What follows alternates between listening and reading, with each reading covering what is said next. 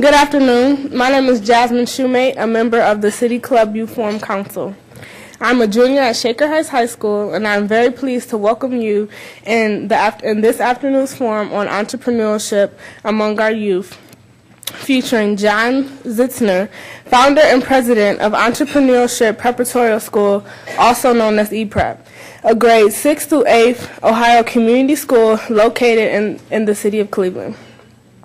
ePrep opened in August 2006 and has successfully boosted the academic performance of the majority of its students, despite the fact that 98% are minorities and 84% are low income. Secondly, we have Darrell McNair, President and CEO of MVP Plastics Corporation, a certified minority custom interjection motor servicing the automotive, medical, and industrial markets. Darrell's professional achievements included marketing and finance positions at IBM and Ford, respectively, and entrepreneurial ventures ranging from medical supply, home health care services, construction, and retail. Finally, we have Ms. Keiyana Simmons, founder of Vision Writers, Inc., a business planning company, Love Line clothing line, a movement, and cashbackshopping.com, where shoppers can get cash back on everyday purchases and special occasions too.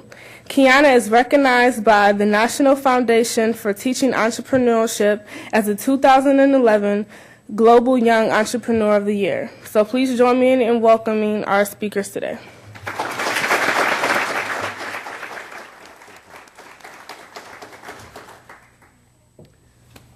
I guess I'm supposed to start, right?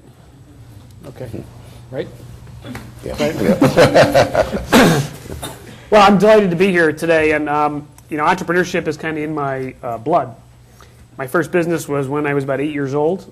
I went door to door selling flower seeds to the neighborhood, trying to make some money. And I started my landscaping company. In other words, I mowed lawns, and have done probably a dozen other businesses before graduating from college a long time ago.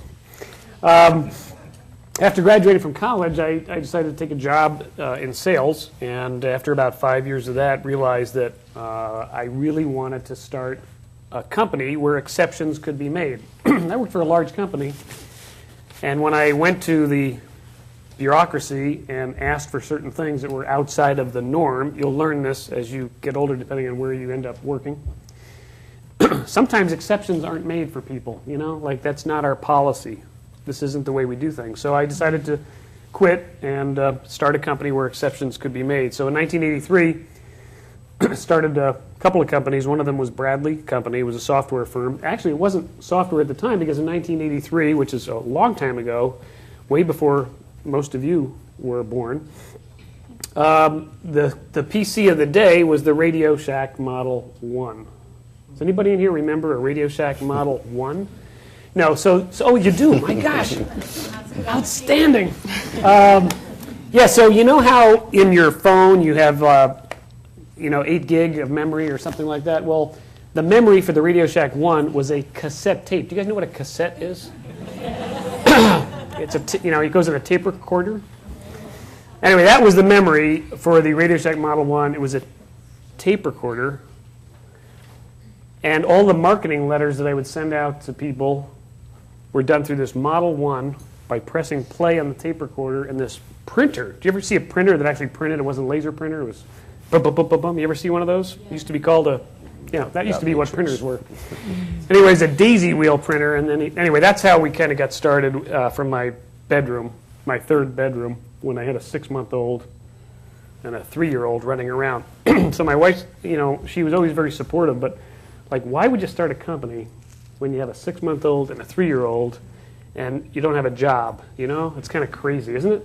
I mean, most people wouldn't do that. But I did. So when I had this company, it evolved into a software company. Now, how many people have ever heard of Malcolm Gladwell? Anybody heard of Malcolm Gladwell? There's a few adults. All right, listen. So listen, you guys. He wrote Tipping Point, and he also wrote another book called The Outliers. Now, in The Outliers, this book, it talks about why people are successful at different things. And in Outliers, it said, there was a chapter about software company founders. Now, I was born in the same year that Bill Gates was born. Same year that Jobs was born. Steve from Apple. Now, there's a few differences between us, like 50 billion differences, but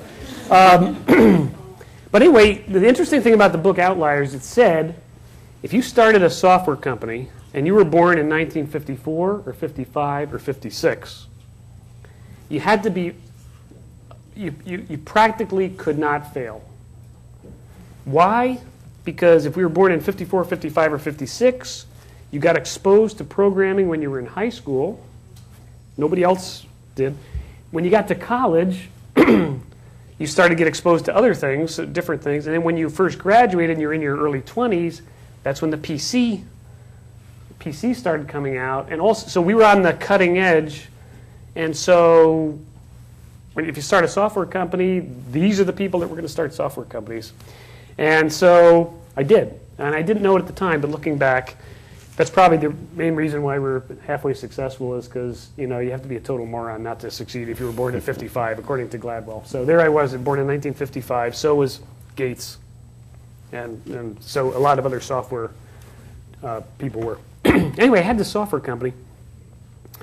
And we're growing, and we're making, there's a list called the Inc. 500. The Inc. 500 is the fastest growing privately held companies in the country. And all you budding entrepreneurs, when you have a company, you'll want to make that list. It's kind of fun to make it. And the way it's measured is on growth, sales growth. And it's by percentage. So if you start really low and you go up a little higher, that's a big percentage difference. So our company had a 987% growth rate over 5 years, but that's just because we started so low. See? It's nothing today. So anyway, we made this Inc. 500, 1991. I'm in Des Moines, Iowa, and I'm sitting in the audience, and up on the stage walks a man named Steve Mariotti. Now, Mariotti is the founder of what was then called the National Foundation for Teaching Entrepreneurship. Mariotti's on the stage, and he had with him 5 high school kids from New York. And these high school kids were up there dressed in jacket and tie talking about their businesses. They're all entrepreneurs. God, that is really cool. Now, Mariotti was mugged in New York when he was a consultant. Excuse me. And he decided, he was mugged by some kids in New York, and he said, why would these kids roll me for like $5, $10 is all he had. And so he quit his job as a successful consultant, and he went to teach school to try to learn why kids would beat him up along the East River for $10. He said, if they'd have come to me and said, I need some money, I want to help, I want to start my own business, he said, I would have helped them. They could have made a lot more than $10. Anyway, he started teaching. That led to the founding of the National Foundation for Teaching Entrepreneurship. So the kids there, I said to my wife, Peg, I said, Peg, if I didn't have this software company, I'd like to do what he's doing. And she said, whatever, So then 5 years later, at another conference, up on the stage, Steve Mariotti, 20 kids. He says, we served 10,000 kids. It was 1997. I said to my wife, if I didn't have this software company, I would like to do what he's doing. She said, whatever. 1998, March 10th, 4:55 p.m., 1300 East 9th Street, Suite 900. I sold my company. And that was the biggest sale I ever made. I didn't make much when I had the software company, but if you can be an entrepreneur and build a company and then sell it, you can make some good money. Again, remember, it had all to do with the fact that I was born in 1955. Not that I'm a successful software person or entrepreneur, because I really wasn't. But I sold the company, and all of a sudden, my life changed. I went from almost being bankrupt to being okay. And I went to Florida at a conference in April 2000. And I'm at the pool, and somebody said to me, what are you doing here? And I said, well, I sold my company, and I'm trying to figure out what to do with the rest of my life. I was 45 years old. And they handed me this book called Halftime. Now, Halftime is the first half of your life you strive to be successful, and the second half of your life you strive to be significant. So I read the book. I go to the dinner that night in April of 2000 in Naples, Florida. at the Ritz-Carlton Hotel. And the speaker that night, the keynote speaker, guess who? Steve. Third time. So I looked at it, and my wife wasn't there, so I couldn't say if I didn't have this. And I said, I don't have this software. So anyway, I went up to Steve afterwards, and I said, Steve, I want to do what you do. And he said, well, where do you live? And I said, Cleveland. He says, well, we don't have any programs in Cleveland. Go ahead and start something. So I came back to Cleveland. We started something called eCity back in 2000, 2001. eCity stands for Entrepreneurship, Connecting, Inspiring, and Teaching Youth. And we started this nonprofit because I wanted to teach high school kids in Cleveland how they could overcome anything in their life by being entrepreneurial. And you know, there's some key traits of entrepreneurs. Courage, right? Creative. But the biggest trait of a successful entrepreneur that I've learned is persistence, perseverance, never giving up. No matter what obstacle is in front of you, you have to overcome it. And that's what I learned all through it. And that's the biggest lesson I tried to teach high school kids and some middle school kids in Cleveland was persistence. Everybody's got problems in life, but you can succeed even if you're not smart or creative. You can succeed if you're just persevering and persistent.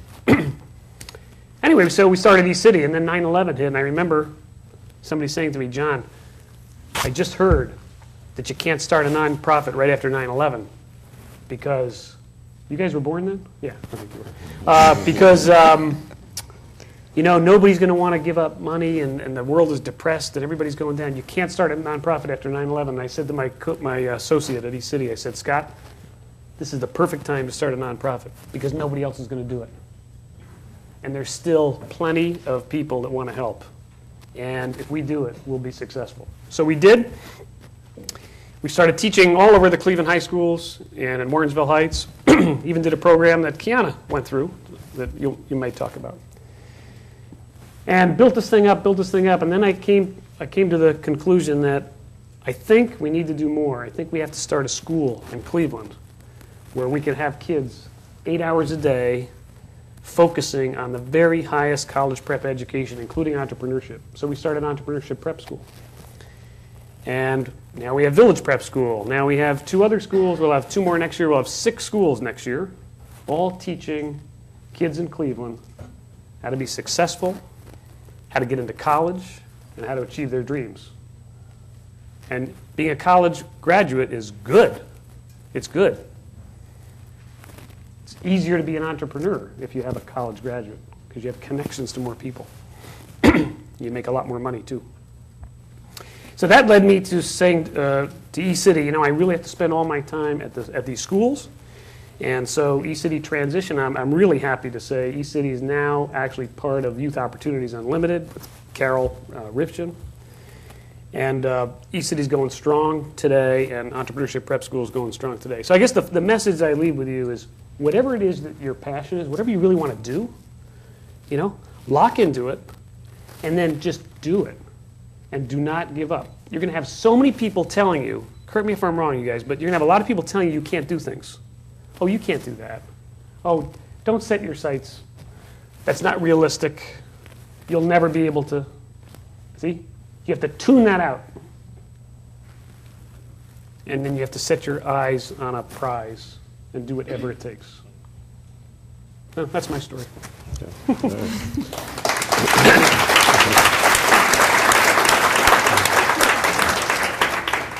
It's quite a story, John. I've known John probably, I don't know, probably 6, 7 years now, and volunteered early on with eCity and working with kids on their business plans and whatnot. And again, much appreciation to the commitment and dedication he's shown this city and the youth of this city. Entrepreneurialism. I personally believe that everyone within themselves is an entrepreneur. Okay, whether you recognize it or realize it or not, you're all entrepreneurs in your own right, and I'll explain that in a few moments. But few of us, at the end of the day, end up acting upon that.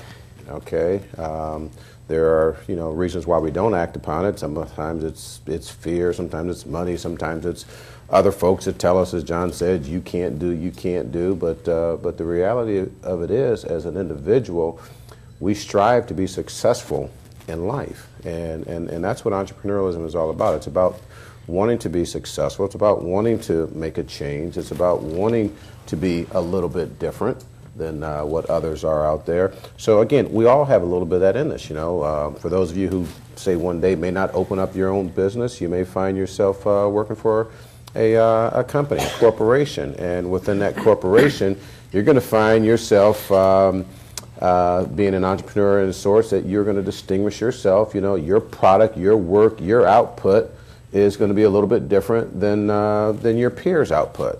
Okay, again, that's entrepreneurialism. You're going to want to create something a little bit differently. In corporations, they use the word entrepreneurialism. And the difference between entrepreneurialism and entrepreneurialism is you're working your entrepreneurial spirit and skills within a corporation versus outside of a corporation for your own benefit. So again, all of you in this room, whether you like it or not, accept it or not, you're entrepreneurs. So get ready for the next 100 years or 50 years of your life, because it's going to be a rocky road, I will tell you that. My career in entrepreneurialism started very early, and again, before I even knew what entrepreneurialism was about, I was the kind of kid who, like John talked about, I just want to always do something, and I always want to have a few dollars in my pocket. Herb Nadelhofer, on this subdevelopment that we lived in back in Illinois, I said, look, I can cut grass, I can pull weeds, and I didn't realize it, but I pulled a little crew together, and that was my first stint in entrepreneurialism, and had no idea that's what I was doing. All I knew, I needed a few dollars to handle the other things that I wanted to do in life. But that led me to really appreciate and want to understand business. Okay. Because entrepreneurship, to a degree, is business, or it is business, because at the end of the day, you have revenues and you have expenses, and you hope to have a net income at the end of the day there. My childhood, I can say I had some good role models around me. My father was a professional in the medical profession, and in his own right, he was an entrepreneur, okay, because he had to go out there and put a marketing plan together and a business plan together, wherewith to grow his medical practice, okay? So again, not thinking it from a true business sense, but he was a business person and an entrepreneur in his own right there. I went to Kent State for my undergraduate training, and it was funny because as I took all my classes at Kent, I really felt that I was being trained to be an entrepreneur. And at that time, they didn't have entrepreneurship programs in colleges, but now every college has actually an entrepreneurship program in there. And I was actually just up at Kent's program a couple of weeks ago speaking with them, and I'm going to be actually getting involved with those guys up there. But you sit in these classes, and what they tell you, what they're teaching you, is how to make decisions, okay? How to recognize the data, what data is telling you, how to act upon that data, and how to make decisions. And again, not realizing, hindsight is the best teacher, guys, 20/20 vision, always there. But when I came out, my first job outside of college was with IBM. At that time, back in 1983, as John was starting his software firm, I was working with IBM, and I didn't like it. I really didn't like it. It was a good job. It was a Fortune 3 company at the time, but boy, you talking about exceptions? There were no exceptions. I mean, it was a very rigid and very structured environment, and the reality of it is you weren't really able to make decisions. Okay, again, you go through this 4 years of educational training, and you're always asking for permission, and not really being able to act upon or act out on what you believe are some skills that you have and whatnot. So I lasted all of about a year at IBM, but I actually learned something from them, and again, it wasn't until after the fact that I realized during that year, I learned what makes large organizations successful. And what that was the rigidness, okay, was the rules, was the processes, that were put in place, okay? And there's a learning process that you have to go through within which to ultimately become successful. But I left IBM after a year, and I actually went out and started a paper distribution company. Again, leveraging some of the relationships that my father had out there. I worked with the medical professionals, the doctors, the dentists, selling them disposable paper items. So the hand towels, the dental bibs, the examination roll-on tables. And that grew into doing business with the city and CMSD and the Parks and Recreation Department. So I grew a nice little company. Brought on two salespeople at that time. One of them was a college friend of mine, and another lady who had experience out there in the field. And we grew the business, and it was a kind of a nice business. And when you're busy, opportunity finds you. So as I was going through this growth of my paper company business, I actually ran across an opportunity to buy into a construction company.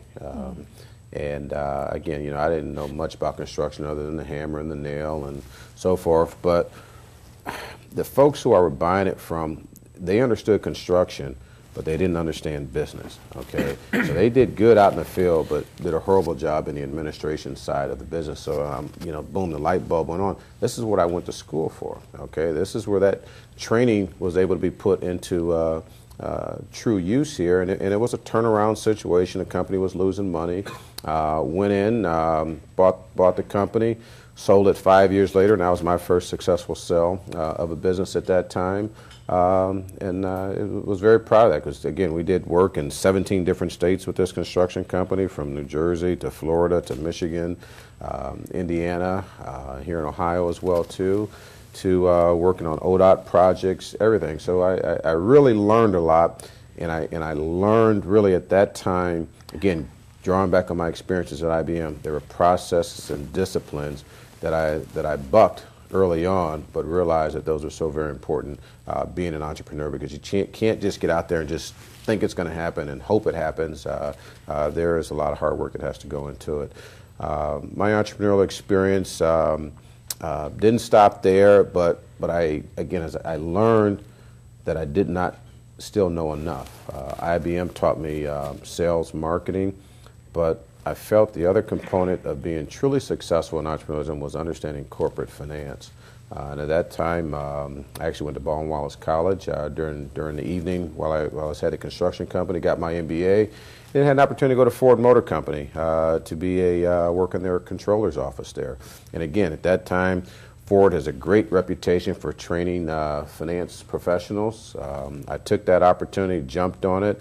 Found myself leaving Cleveland, going to Detroit, spending time in Europe and Germany, and just learning how big companies operate, again, from a finance standpoint. I won't go into the history of Ford Motor Company, but there's a group of kids there that were called the Whiz Kids, guys that came out of the service, World War II, looked for employment, came to Ford Motor Company, and then they kind of revolutionized and really put Ford on the track that it was. And ever since then, they had just a great training program for finance professionals. So I took that opportunity, learned from that, spent about 8 years with Ford Motor Company, and at that point I felt I was ready again to step out, do something a little bit larger than what I'd done before, from the paper distribution to the construction company. And actually I wanted to own a dealership. That was really what my dreams were set on. I wanted to sell cars. But at that time, I was accepted into the Ford Dealership Academy, but they were reevaluating the program. They put it on hold for a year, and I ended up finding myself working in another family business, home health care.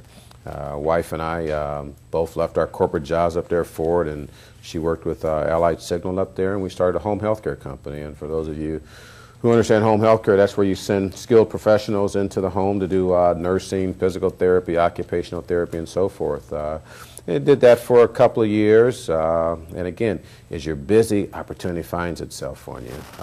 And during that time, I found, or an opportunity presented itself to me to buy a manufacturing company.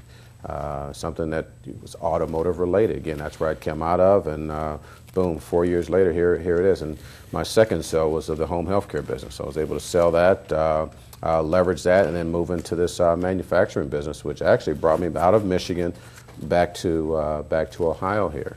So again, learn from there. Automotive, if you know anything about automotive, it's a very demanding industry, very tough in terms of supplier pricing and so forth. So again, that training that I had on the Ford side and the Ford finance side really made sense for when I stepped into my next role as being a manufacturer. So again, every experience, you may not understand it as you're going through it, but at some point you will realize that you're acting upon that experience and incorporating that experience into your daily lives and responsibilities and even jobs and whatnot.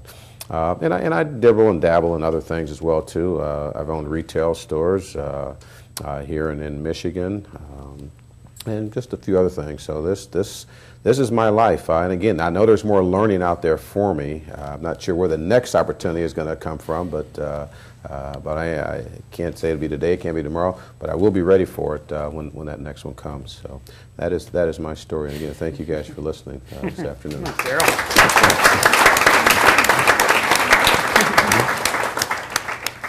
All right, well, I know I want to be like these guys when I grow up. They started a business and then they turned around and sold it and then continued to move forward. Just like John over here, I started my entrepreneurship journey when I was very little. When I was 6 years old, I started to sell products out of a catalog. I was going door to door, and I was doing that for toys. I remember the first thing I purchased was a magician's set. After I've sold like so many products, then I was able to pick. You're able to pick, what prize you can get. And so that was like really rewarding. I did that for a few summers. My dad had helped me. And then after that, in 2005, I found out about the eCity program. And how that came about was I wasn't able to go to college because of financial reasons. I was determined to go, but at the time it didn't work out. I hopped on the bus, Greyhound bus, all the way to Las Vegas and had to turn all the way back. And, so I was at a dead end. And I really wanted to receive some type of education, even if I couldn't go to college at that point. And so I was at the library one day and I saw on the board, JPC Computer Learning Center. And I just said, hey, I'll take that. It's some type of training. And while I was there, I was learning the different Microsoft Office software. And they took a career assessment. The administrator took a career assessment of me. And she was like, what are you doing here? I'm like, I just want some type of training, some type of education here. And so she talked to me about entrepreneurship, and it made me think back on the different things that I did growing up with the going door to door. I would purchase arts and craft products and try to sell them. Nobody bought anything with that, but I rewrote little books as a kid. I did so much, and so I reflected on those things, and she told me about eCity. And so I interviewed for eCity, and I went through the program. And in the program, I learned so much, and it just awakened so much in me. Like I just felt like inside just leaping all around each and every day in the class. I was just so excited, like, yes. And I won first place because at the end there is a competition, and I won first place for my business, which at the time was a home furnishing company. I still remember my slogan. It's "Don't have your decor in an uproar, let it praise instead." So that was my slogan there. And so after that, after I came out of the program, I started working for a real estate company, and they paid for me to go to school to get my real estate license. So I was excited again because again, education was just, a part of my background. Everyone, on my dad's side of the family went to college, and so it was just really, really huge. And so when they paid for me to go to school, I was really grateful for that. And then I sold real estate for a few years. And while I was selling real estate, I saw so many people losing their homes because I worked for a top REO broker which dealt in foreclosures. And so I witnessed a lot of people losing their homes. It was really, really unfortunate. So I went out of selling real estate to being a housing counselor. And so I worked with helping people to keep their homes, which I really liked, but I was behind a desk. And so the entrepreneur spirit just kept tugging on me. And I had a dream that I was helping someone write a business plan. I don't know where that came from because I was not thinking about business plans. So I kind of put it in the back of my mind, and that was in 2009. And then I just decided, let me just put it out there. And so when I put it out there, letting people know that I help people write business plans, then it was like, it was a key that unlocked the need of so many entrepreneurs. And so I decided to move forward with it. And the funny thing about that is I did my research and found out that so many well-known entrepreneurs started their venture from a dream. How many of you heard of Madam C.J. Walker? Okay. Now I don't know if this is a known fact, but I know it, so now you'll know it. But she had a dream, and in the dream, the guy told her the formula to use to help her hair grow back because she had a skin condition on her scalp. And in the dream, she got the formula, the products to use to make her hair grow back. Another guy, I don't know his name, but he invented the automatic sewing machine that came to him in a dream of exactly how to make that machine become automatic, because he was trying to work at this forever and it just wouldn't work. It would fall apart. It just wouldn't succeed. And then he had this dream of exactly how to do it. He sprung out of that dream, went to his, wherever he did his work, and there it was. And now you have automatic sewing machines. So, finding that out, I'm like, okay, I'm going to do this.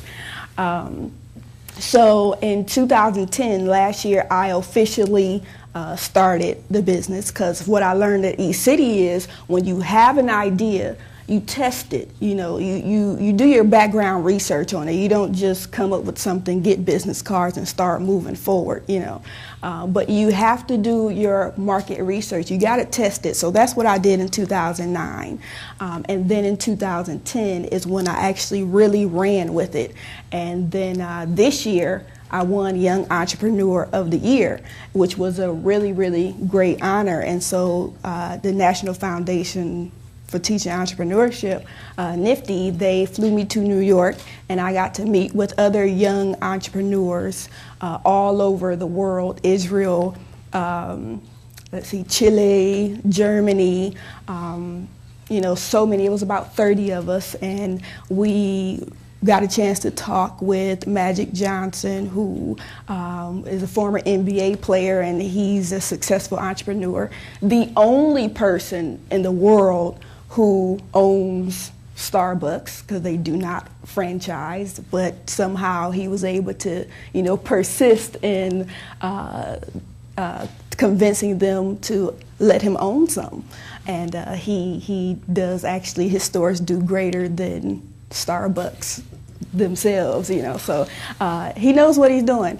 But in the next few years, I would definitely love to possibly sell my company and make millions of dollars.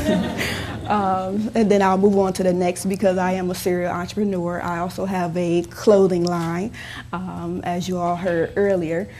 So for anyone that is thinking about entrepreneurship, I would just say go for it. Test it, see what happens, and you'll find your niche. If you have that entrepreneurial spirit and you have an idea and it doesn't work, find something else. And see what does work. Because at first I was in real estate, and everyone knows someone in real estate. People would ask, well, what do you do? Oh, I'm in real estate. Oh, okay. It wasn't that great. But when I would say, they would say, what do you do? Well, I help people write business plans so that they can be more successful in their business. Oh, do you have your card? Where's your card? So you have to find what your niche is. And so that's my story.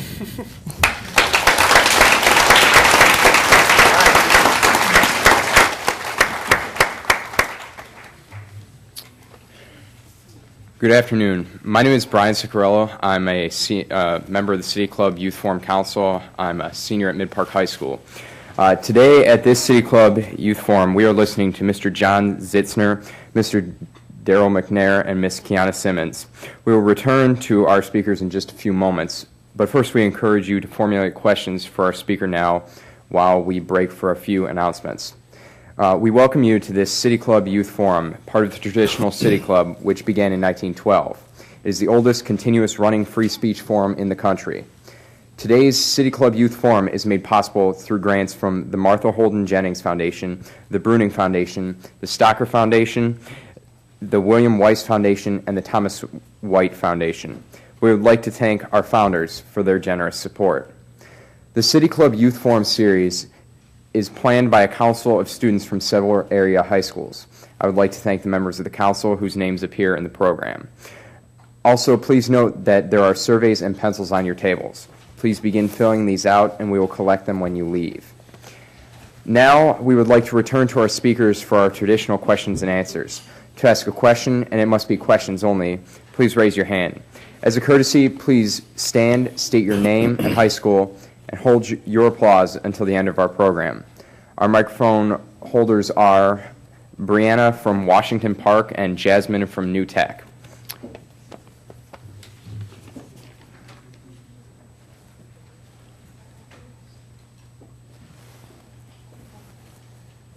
Well, there's one, I don't know what, sorry. Hi, I'm Leslie, and I go to Hathaway Brown. My question is about any advice you'd have for budding entrepreneurs. I'm trying to start a nonprofit, so I guess any advice you'd have would be very helpful. Well, folks, if you understand the business, you have for-profit and you have not-for-profit, but the principle behind each of those businesses is the same. Let's not be confused that if you run a nonprofit doesn't mean you can't make a profit, or your plus must still be greater than the minus there. But the advice that I would give is understand what it is that you want to do, and as Keiyana said, test it. Okay, it might be a great idea in your mind, but you know what? In somebody else's mind, they might be able to further refine it for you, or present some alternative thoughts as it relates and help you grow your idea and whatnot. So that to me would be the best advice I could give you, is to make sure you thoroughly understand what you want and have some degree of passion for what it is that you want to do. Hi, my name is Tajay. I'm a freshman at East Technical High. I'm also in Upper Brown program. I have a question for Ms. Simmons. You say you have a clothing line. What motivated you to make your own clothing line? Sorry. What motivated me? Well, as an entrepreneur, I see opportunities or I create them. And with the clothing line, it's something that I've always wanted to do for many years, going back to 2004. but I never had a name for it. And so I would just, I would get these sayings or designs and I would just write them down. I've been writing them down since 2004. I have books, and just about maybe 6 months ago, I was just sitting down and it just came to me. And then I said, okay, it's time to move forward. So. Hi, I'm Burmela. I'm from New Tech. I had a question for all of you. What obstacles did you face while going into your profession? Start. Just go ahead and start, John. Well, I think, let me answer that by saying lessons learned from all the different things I've done. And it's something I call the rule of threes. At least this is my rule of threes anyway. It may not apply to Darrell or others, but here's the rule of threes. Ready? Everything's going to take you 3 times as long as you think. That's number one. Yeah. You're going to get, it's going to take you 3 times as long. It's going to cost you 3 times as much as you think. Yeah. And you're going to get 1/3 the sales you think you're going to get.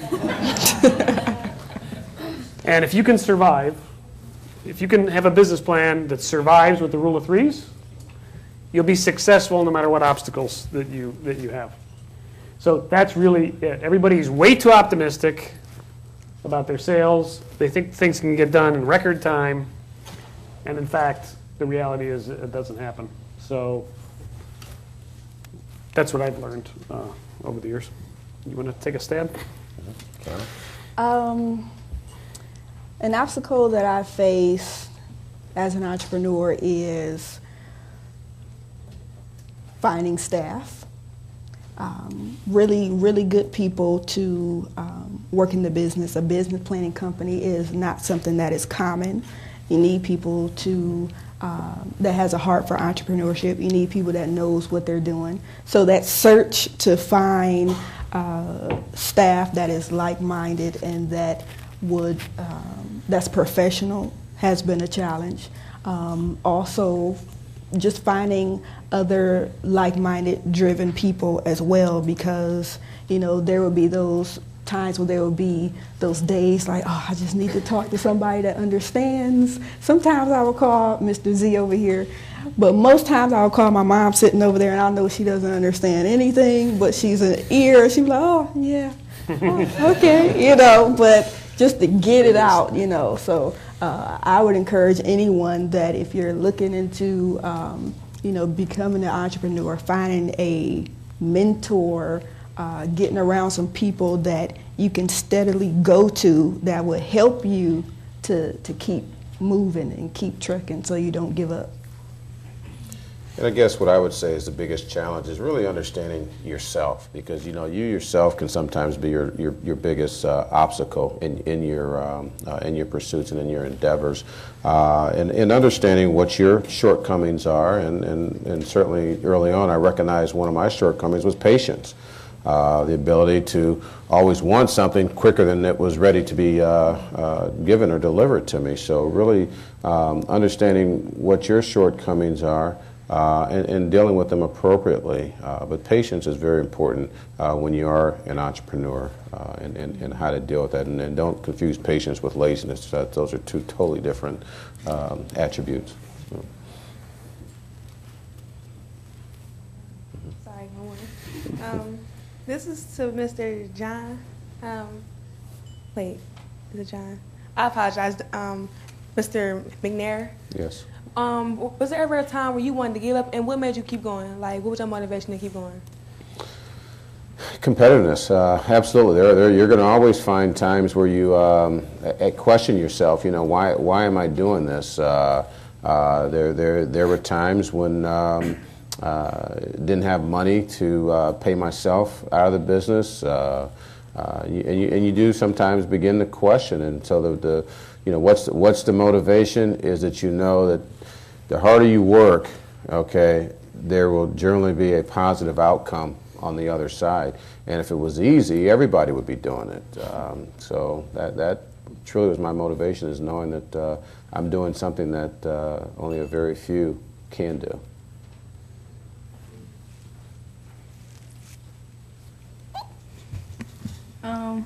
I'm Jasmine from John Hay High School, and I have a question for Ms. Simmons. What age group is for, like, towards your clothing line? Clothing line, it is for teens and up. Okay.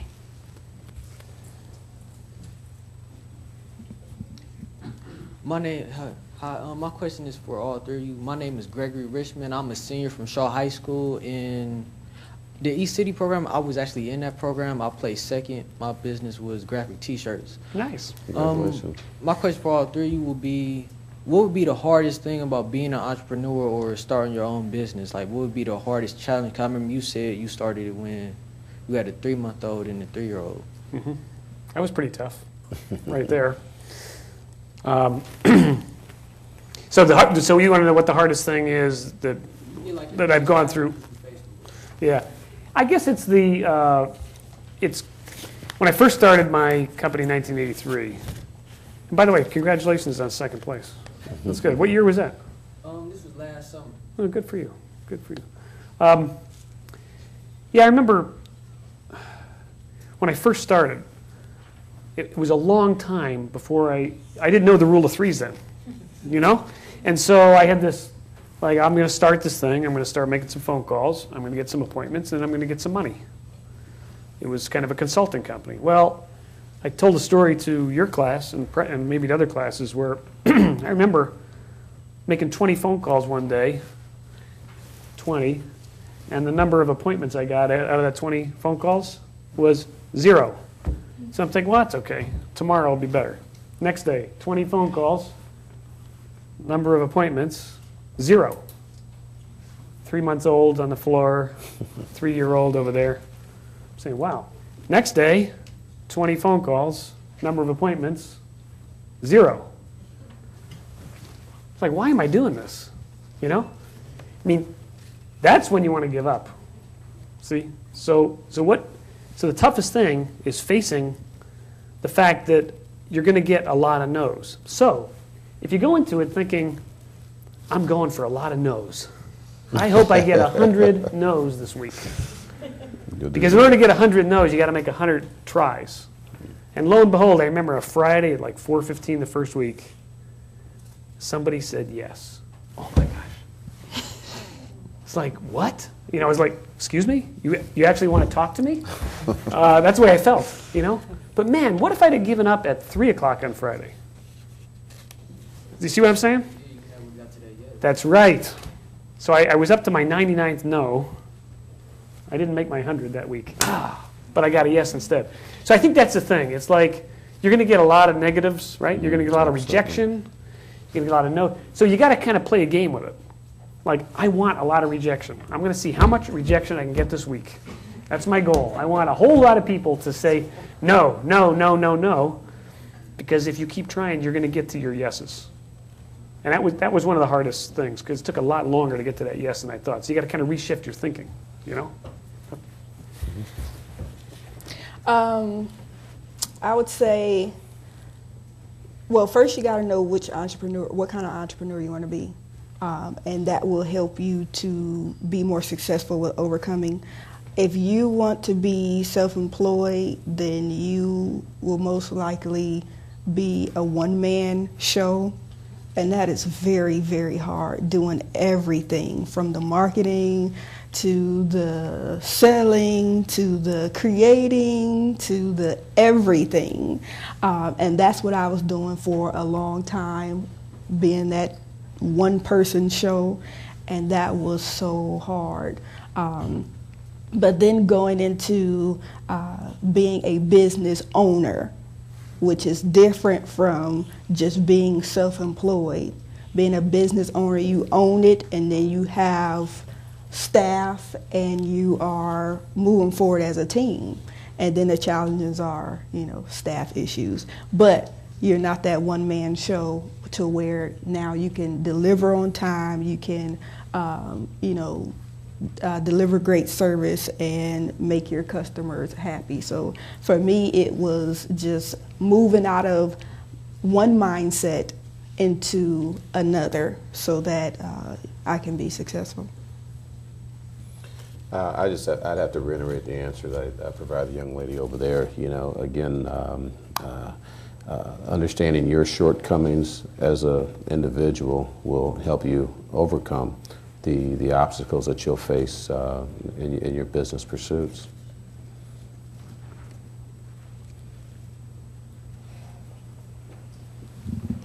Hi, I'm Dominic DeSando. I'm from Chagrin Falls. This is from Mr. Zitzner. It's kind of a two-part question. Did you ever think that the e-prep schools would actually get to be so successful? And did you ever think of taking it out of Cleveland? Yes and no.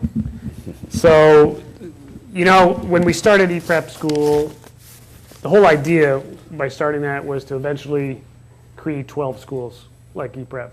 The new goal is we're going to have 20 schools by 2020. We're going to serve 7,000 kids. That'll be 20% of the K-8 kids in the entire city. So the answer is, I don't think I could have gone into that, and this applies to anything you go into. I don't think I could have started e-prep had I not thought it was going to be absolutely phenomenally successful and would hit a home run. And so back to something Darrell said earlier about kind of, and Keiyana did, you know, research it, think about it, learn from your past mistakes. All those kind of things come into it. So when we started e-prep, I'm not an educator. You know that from here. I'm a lucky guy born in 1955. That's basically my story. So I'm not an educator. So what we had to do is we had to study the very, very best schools in the country. And we just copied them, and we brought it here. It had to be a success. Mm-hmm. That was it, you know, because the reason it had to be a success is because I told everybody in the city it was going to be a success. And a lot of people were writing checks saying, I think it'll be a success. I think it'll be a success. So it absolutely had to be a success. So that's what you got to go into with everything you do. It will be a success. You don't go into it saying, I wonder if this is going to be a success or a failure. Sure. You know, you got to go in. And in terms of taking it outside of Cleveland, right now, there's plenty of kids that need help in Cleveland, like 70,000. So if we can help, you know, 7,000 out of the 70, that's all the kids, and 20% would be, that means half of those are K-8s. So if we can help that many in Cleveland, that's great. So I had not thought about taking it outside of Cleveland. There's a lot of great schools like ours outside of Cleveland that I studied to bring to Cleveland. So it's a really good question. Thank you.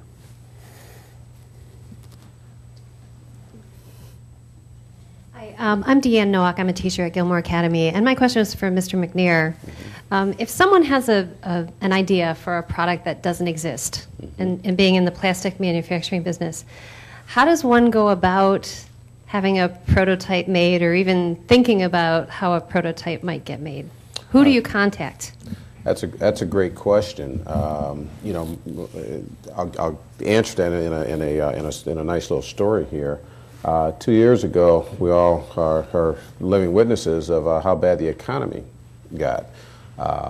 Automotive was my primary customer base and whatnot, and I mean the market just boom fell out. So I had to retool my strategy, my thinking, and when we do come out of this, I'm not going to solely be dependent upon one industry, which was automotive at the time. So one of the areas I looked at, obviously medical, you know, everybody, you know, knows how the growth industry that is right there. But the other thing is individual inventors. Okay, that is a market within itself too. And to your point, a lot of folks, everybody has an idea. Okay, and everybody, I can guarantee, I can walk around this room now and talk to everybody, and everybody will have an idea what they think a product or an idea they have can make the next best evolutionary product in the country here. So you come to us, or companies like us. Not everybody can do it, but we have engineers on staff, we have designers on staff, and we actually have 3 development projects underway right now with individuals who had an idea and said, you know, boom, how do I get this to your exact question? How do I get this made? Okay, and I'm working with folks right now on one project that's not even plastics related.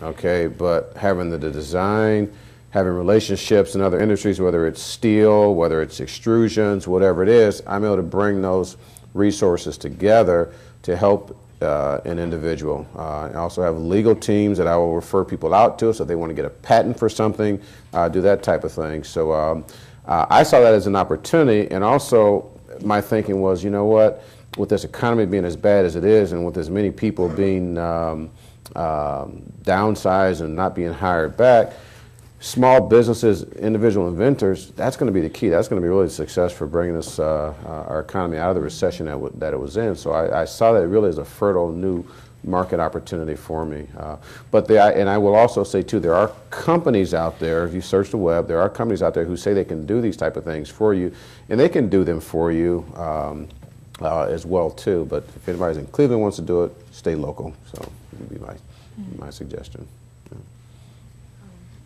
Sorry. Last question, I promise.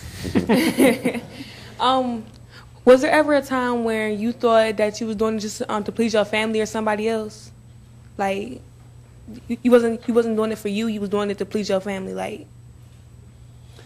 Well, for me, it's not really to please my family. What being an entrepreneur does for me is it provides me some flexibility with my family. If I need the time off to, whether it's go to one of my children's events, activities, it does give me some greater flexibility there.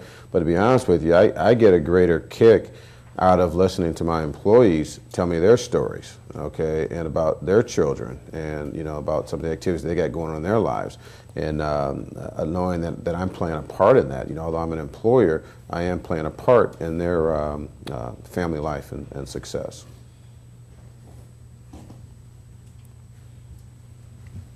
Hi, my name is Keiyana from Washington Park. Have you ever had to fire an employee, and if so, how was that experience? Yes. Yes. It's not pleasant. I mean, there's just no, but sometimes it's a necessity for whatever the reasons. Not a pleasant situation.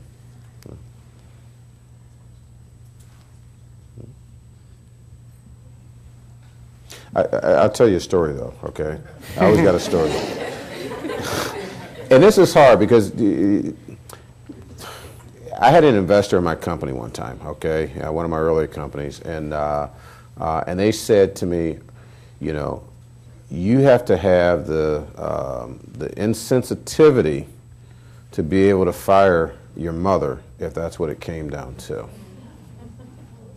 Okay, and I'll just leave that thought with you. As you run a business, okay, you sometimes have to make some very difficult decisions. My name is Chardonnay Randall. I'm a junior at John Adams High School, and my question is for Mr. McNair. How can African Americans become producers instead of just consumers? That's a great question, and that's why I like manufacturing, because you produce things. You take a raw material and you put it into a finished product. The way that folks can do it is one, having the desire, number one, and number two, getting engaged and getting involved with a lot of the coordinated programs that are really in existence here in Cleveland already. For example, whether it's learning about the business principles through the E-City programs, or folks like Keiyana and writing a business plan and developing a business plan. But when you get it to the next level, there's a lot of assistance programs in the city. If you're talking manufacturing, for example, you have a program called Magnet here that helps individuals and companies manufacture and produce product and whatnot. And I'm glad you said it, because I wish more folks thought about producing as opposed to consuming at the end of the day. It's having a desire and then getting the understanding of that. Good question.